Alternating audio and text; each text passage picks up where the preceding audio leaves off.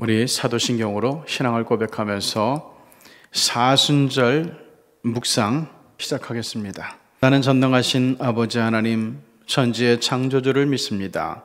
나는 그의 유일하신 아들 우리 주 예수 그리스도를 믿습니다. 그는 성령으로 잉태되어 동정녀 마리아에게서 나시고 본디오 빌라도에게 고난을 받아 십자가에 못 박혀 죽으시고 장사된 지 사흘 만에 죽은 자 가운데서 다시 살아나셨으며 하늘에 오르시어 전능하신 아버지 하나님 우편에 앉아 계시다가 거기로부터 살아있는 자와 죽은 자를 심판하러 오십니다. 나는 성령을 믿으며 거룩한 공교회와 성도의 교제와 죄를 용서받는 것과 몸의 부활과 영생을 믿습니다. 아멘. 자, 오늘 우리가 함께 하실 찬송 407장입니다. 407장 함께 합니다.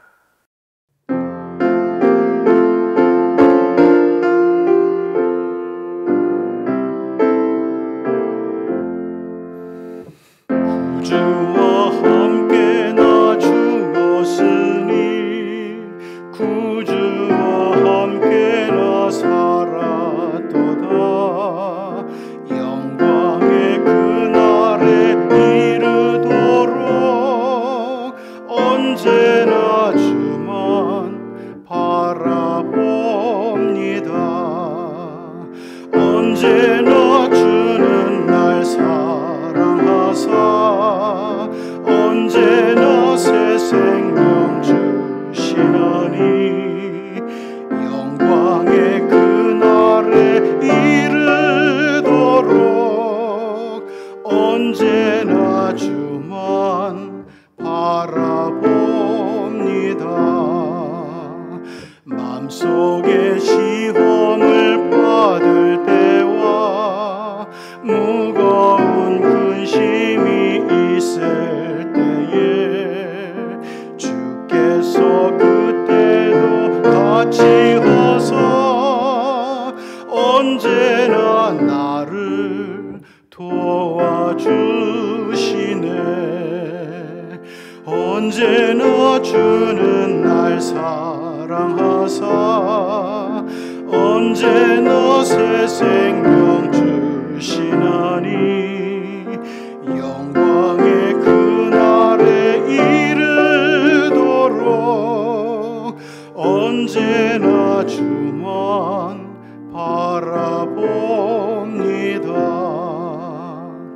뼈아픈 눈물을 흘릴 때와 쓰라린 마음으로 탄식할 때 주께서 그때도 같이 와서 언제나 나를 생각하시네.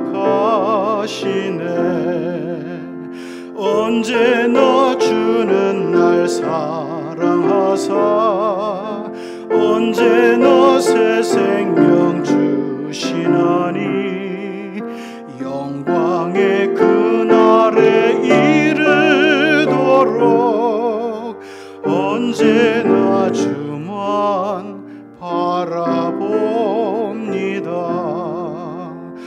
내 몸의 약함을 아시는 주 못 고칠 질병이 아주 없네. 괴로운 날이나 기쁜 때나 언제나 나와 함께 계시네. 언제나 주는 날 사랑하사 언제나 새 생명 주시나니 영광의 그날에 이르도록 언제나 주만 바라봅니다.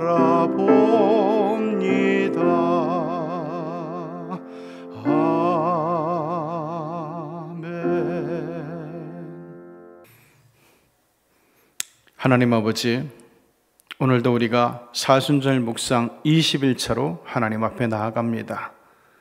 오늘도 우리가 이 예배를 통해서 우리 하나님의 마음을 알고 그리고 우리 하나님의 사랑을 알고 우리 하나님의 깊은 자비하심을 깨닫는 가운데서 하나님, 우리가 하나님 앞에서 더욱더 겸손하여지고 경건해지는 가운데서 우리 하나님의 뜻과 인도하심을 그대로 따라가는 사순절이 되게 하여 주시옵소서. 예수님의 이름으로 기도드리옵나이다. 아멘.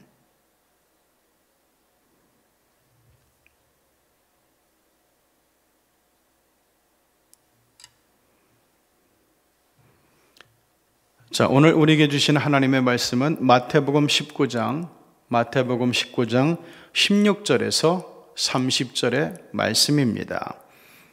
마태복음 19장 16절에서 30절의 말씀 보면서 먼저 마태복음 19장 16절부터 저와 여러분이 같은 목소리로 봉독하시겠습니다. 어떤 사람이 주께 와서 이르되 선생님이여 내가 무슨 선한 일을 하여야 영생을 얻으리이까? 예수께서 이르시되 어찌하여 선한 일을 내게 묻느냐? 선한 이는 오직 한 분이시니라. 내가 생명에 들어가려면 계명들을 지켜라. 이르되 어느 계명이오니까? 예수께서 이르시되 살인하지 말라, 간음하지 말라, 도둑질하지 말라, 거짓 증언하지 말라, 내 부모를 공경하라, 내 이웃을 내 자신과 같이 사랑하라 하신 것이니라. 그 청년이 이르되 이 모든 것을 내가 지켰사온데 아직도 무엇이 부족하니까?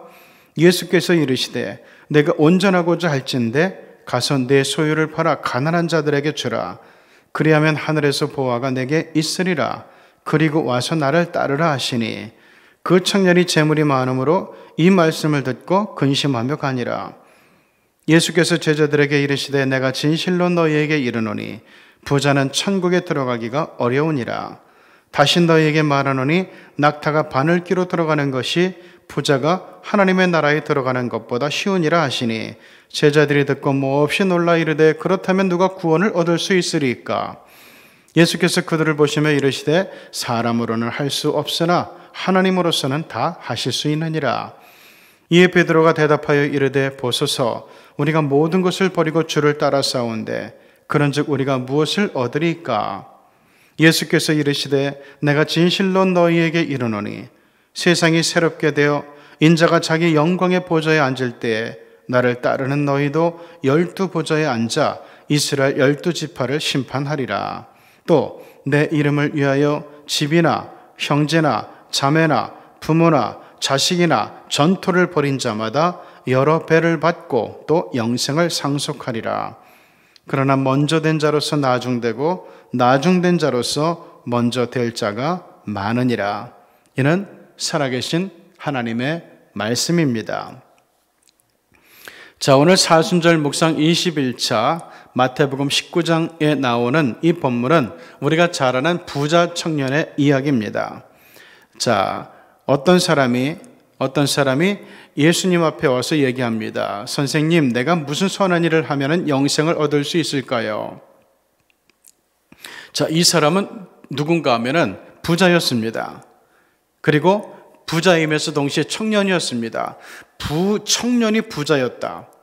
이 당시 벤처기업이 있는 것도 아니고 이 친구가 갑자기 사업을 크게 해서 부자가 된 것도 아니고 제가 볼 때는 물려받은 것 같아요. 그 당시에 부자들이 전부 그랬으니까 아마 세습 부자였던 것 같습니다. 자, 그런데 이 부자들은 뭐든지 가지려고 하죠. 그렇죠?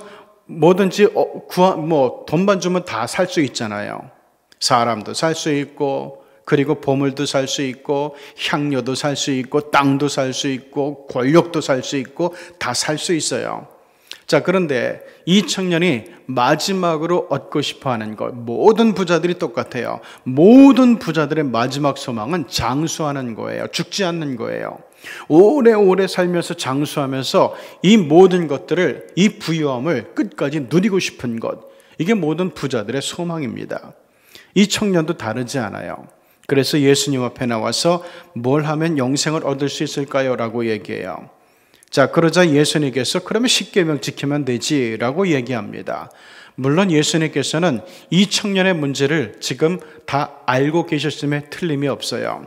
자, 이 청년의 문제, 이제 계속 나타나겠지만은 이 청년은 자기가 온전하다고 믿었어요. 그리고 자기가 영생을 얻을 수 있는 그런 자격이 있음을 알았어요. 예수님, 나는 이것도 있고 이것도 있고 이것도 잘하고 이것도 잘하고 나는 완전하니까 이제 영생을 얻을 수 있겠죠? 그거 주세요. 지금 이 얘기란 말이에요. 자, 그러면서 예수님께서는 이 청년의 문제는 뭐에 있는가? 부유함에 있다는 거죠. 부유함은 곧 교만으로 연결돼요. 이 사람은 알다시피 자기가 벤처 사업을 일으킨 사람은 아닌 것 같고 그 시대로 볼 때는 아마 세습 부자였을 가능성이 제일 큰데 그렇다면 어릴 때부터 이 친구는 뭘 해도 그렇잖아요. 부모도 그렇고 밑에 있는 하인들이 이 사람이 뭘 하면은 그거 잘못했어요. 이렇게 하면 안 돼요. 이렇게 했어요. 아유, 맞습니다. 그렇게 하니까 참 좋네요. 아유, 잘하셨습니다. 어떻게 그렇게 영특하십니까? 어떻게 그렇게 정말 온전하십니까? 완벽하십니까? 뭐 이런 얘기만 듣고 자랐을 거예요. 자, 그러자 여기서 이 십계명에 나오는 것들, 이거는 뭐 시험 들 일이 없어요. 이 사람에게는. 그러다 보니까 이것을 예수님께서 십계명 다 지켰냐라고 얘기할 때 다 지켰어요. 왜냐하면 이 사람이 뭐가 없어야 뭐 남의 걸 탐욕을 내고 뭐가 부족해야 또 딴 사람에게 거짓말을 하고 사기를 치지 이제까지 그럴 일이 하나도 없어요. 그러니까 온실안의 화초처럼 완벽한 환경에서 지금 자라왔다는 얘기죠. 자, 그러면서 20절에 그 청년이 이르되 이 모든 것을 내가 지켰사온데 아직도 무엇이 부족하니까 라고 얘기를 합니다. 여러분, 십계명은 의미상으로는 지킬 수 있지만은 그런데 그 안에 중심 사상이 굉장히 중요해요. 십계명의 중심 사항이 뭔가 하면은 마음과 뜻과 심, 내 목숨을 다해서 주 너의 하나님을 사랑하는 것. 그리고 내 마음과 뜻과 힘을 다하여 내 이웃을 사랑하는 것. 심지어는 내 몸처럼 사랑해 주는 거예요. 그러니까 언뜻 보면은 어기지는 않은 것 같은데 그런데 이것을 다 지켰다 이렇게 말하기에는 누구에게나 무리가 있는 것이 바로 율법이고 십계명입니다. 부모를 공경해라. 여러분, 부모를 공경하는데 그 한도가 있나요? 부모에게 순종하면은 공경하는 것 같이 보여요. 그런데 실제로 공경은 어떤 거죠?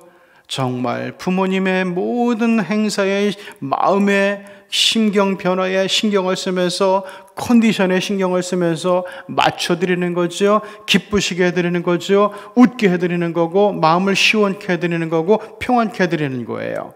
여러분, 이 부모 공경이 바로 이런 깊이를 담고 있는데 내가 그거 다 했어요 이렇게 말하는 것은 이거는 교만함이죠. 그렇죠? 이거는 과신이란 말이에요. 누구도 이렇게 말할 수는 없어요. 그런데 이 청년이 20절 내가 모든 것을 지켰는데 아직도 뭐가 부족합니까? 부족한 게 없다는 얘기예요. 그러니까 빨리 영생 얻을 수 있는 자격이 충분하다 이렇게 판정하시고 영생 주세요 이런 얘기예요.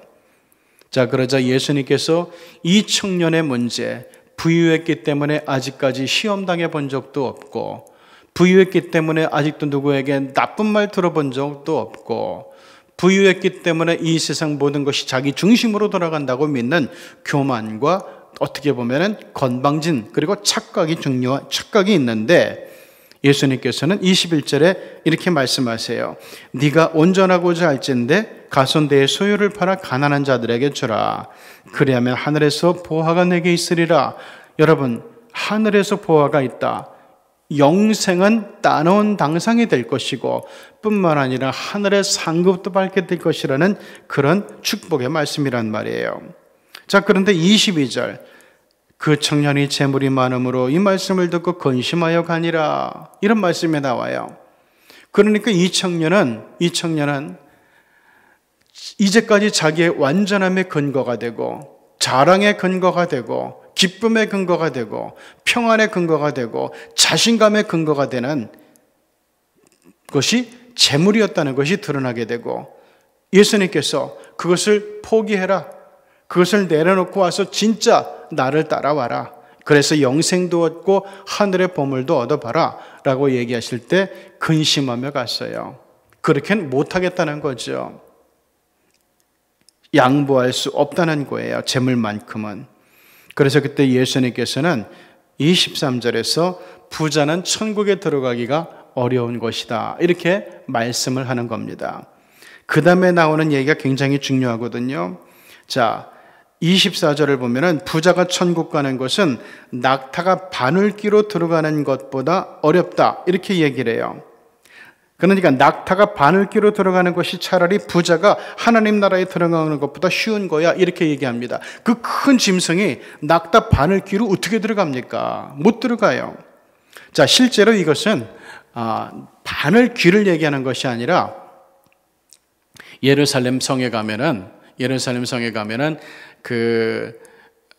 서문쯤인가 여기에 아주 작은 문이 있어요. 예루살렘 성은 알다시피 성벽이잖아요. 외부로부터의 침입, 이것을 막기 위해서 일정 시간, 저녁에 해질 무렵이 되면은 성문을 다 봉쇄해버려요. 닫아버린단 말이에요. 자, 그러면은 문제가 생기죠. 상인들, 멀리서부터 무역을 하고 돌아오는데 시간 못 맞춰가지고 지체되어서 성문이 닫힌 다음에 밤에 예루살렘 성에 도착한 사람들은 어떻게 됩니까? 이 사람들이 밖에 있다가는 추위에 노출돼서 병이 생길지도 모르고, 또 더 심각한 것은 강도들에게, 이 사람은 돈이 있는 것을 아니까, 재물이 있는 것을 아니까, 상품이 있는 것을 아니까 강도들이 쳐들어온단 말이죠. 그래서 이 사람들의 물건을 강탈할 수 있어요. 그렇기 때문에 예루살렘 성에는 이 사람들을 위해서 아주 작은 문을 하나 만들어 놓고 그것을 두드려서 통과할 수 있게 하단 말이죠. 그런데 그 문은 굉장히 작아요. 낙타가 물건을 싣고는 못 가요. 이 문에 들어가기 위해서는 낙타 등에 있는 모든 짐을 다 내려놔야 돼요. 그리고 이 낙타가 무릎을 꿇게 한 다음에 낙타를 뒤에서는 밀고 앞에서는 끌면서 조금씩 움직이게 해서 낙타가 바늘문을 통과할 수 있어야 돼요. 이 바늘문은 사람도 이렇게 서서는 못 가요. 이렇게 숙이고 갈 수 있거든요. 그러니까 사람도 그렇게 숙이고 들어가야 되는데 이 큰 짐승 낙타가 그 안에 들어가는 것이 얼마나 어렵겠어요. 그래서 낙타가 바늘길을 통과하는 것이 어렵다는 말이 나온 거예요. 옛날 개역성경 보면은 바늘문이라고 나왔을 거예요. 그래서 이게 바로 예루살렘 성벽에 있는 상인들을 위해 준비한 아주 작은 바늘문 같은, 그 바늘처럼 작은 그런 성문이 있었다는 것을 이야기를 하고 있습니다. 자, 그렇기 때문에 이 바늘귀로 들어가기 위해서는, 낙타가 바늘귀로 들어가기 위해서는 어떻게 되는가 하면은 다 내려놔야 돼요. 내가 갖고 있는 자랑, 내가 갖고 있는 재산, 내가 갖고 있던 명예 다 내려놔야 돼요. 그리고 무릎을 꿇어야 돼요. 다시 말하면은 겸손해져야 되는 거죠. 하나님 앞에 내 자랑을 자랑하는 것이 아니라, 아버지, 저는 죄인입니다. 주여, 나는 죄인입니다. 저는 주님 앞에 자랑할 것이 아무것도 없는 죄인입니다. 이 자세, 이 마음으로, 가난한 마음, 내려놓는 마음, 비워지는 마음으로 가는 사람만이 이 바늘문을 통과해 가지고 하나님의 공간에 이를 수가 있게 된다는 거예요. 그런데 아까 그 부자는 어떻게 됐죠? 못 내려놓겠다는 거예요. 이것 때문에 내가 사는데, 이게 내 자랑인데 이걸 어떻게 내려놓겠냐는 거예요. 자, 그런데 여러분, 우리를 생각해 봅시다. 우리는 내려놓을 수 있나요? 못 내려놓죠. 우리도 너 천국 가려면 아파트 다 내려놓고 가, 아파트 남주고 가, 못 가요. 중요한 것은, 우리 하나님께서 여기서 주시는 말씀은 다 포기해, 다 내려놔. 그래야 나 만날 수 있고, 그래야 하늘나라 갈 수 있고, 그래야 영생 얻을 수 있어. 이 얘기는 아니에요. 여기서 중요한 것은 뭔가 하면은 내가 인생을 살아감에 있어서 가장 중요한 우선순위가 뭐냐, 이거를 묻고 있는 거예요. 신앙은 내버림이고 내려놓음이에요. 신앙은 가난해지는 거예요. 그렇지만 이것은 우리의 모든 것을 내려놓고 포기하라는 의미는 아니에요. 그러면 집도 버리고 자식도 버리고 아내도 버리고 남편도 버리고 그래야 되겠나요? 하나님은 그런 분 아니에요. 우리 주님을 위해서라면 어떤 것도 내려놓을 수 있는 그런 마음가짐과 자세가 되어 있는 것, 나의 삶에 있어서 최우선순위는 언제나 주님이다. 나의 삶에 있어서 1등은 언제나 주님이다. 이 의식, 이 의식을 가지고 살아가는 것, 그리고 이런 의식을 가지고 살다 주님께서 너는 나를 따르라 말씀할 때 그것을 사명으로 알고 다 내려놓고 주님을 따라갈 수 있는 것, 이게 바로 우리 그리스도인들이 가져야 되는 신앙이고, 영생으로 들어가는 신앙이고, 구원받는 신앙이고, 하늘나라에 들어가서 영생을 얻고 많은 그런 상급을 얻을 수 있는 신앙이라는 것을 우리는 꼭 기억할 필요가 있습니다. 이 믿음 가운데서 오늘도 겸손한 마음으로 나의 삶의 1등은 주님이십니다. 나의 삶의 최우선 순위는 하나님이십니다. 이 고백이 우리의 기도 가운데서 진심으로 새로워지는 하루가 되기를 바랍니다. 기도합니다.